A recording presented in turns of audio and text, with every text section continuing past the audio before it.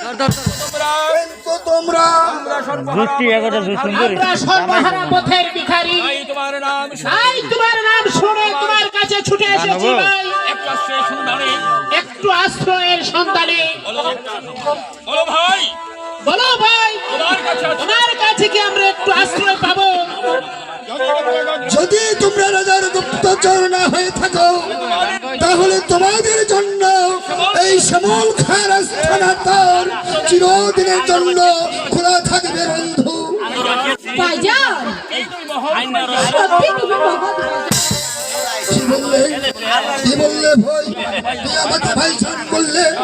আমার যার নাম শুনে সবাই ঘৃণায় মুখ ফিরিয়ে নেয়, আর তুই তাকে ভাইজান।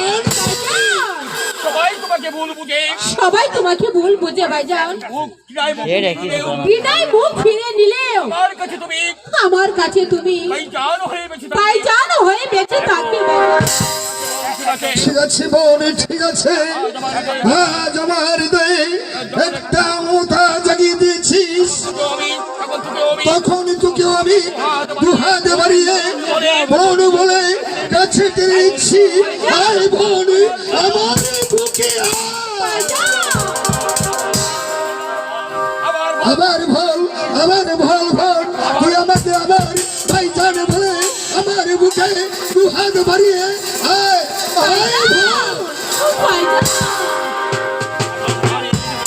জানিস বোন, আমার একটা ছোট্ট বহিন ছিল, ঠিক দেখতে তোরই মতো সুখী, আর তাকে আমি পৃথক চোখে দেখিনি রে বোন, পৃথক চোখে দেখিনি।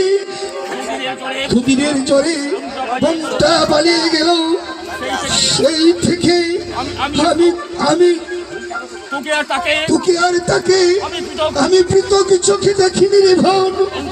বোনটা মারা গেল, দুদিন খুবই কাঁদলো, তারপর যে দেখলাম বোন আমার মনে নেই।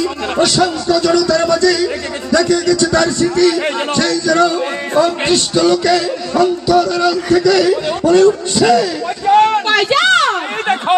দেখো অসংখ্য তোমার ভাই বোন, কারো পেটে ভাত নেই, কারো পরনে নেই কাপড়, কারণ শীতে বেকুটু সূর্য আলোকের জন্য পূর্ব আকাশের দিকে ভক্তর করে কাঁপছে।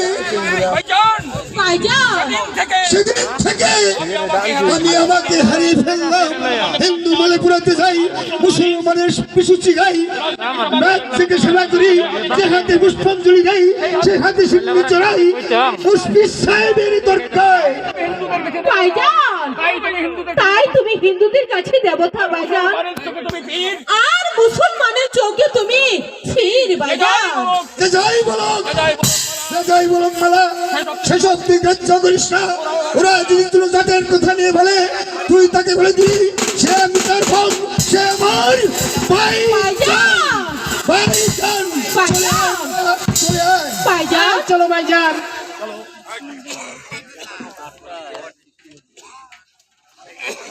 কৌশিক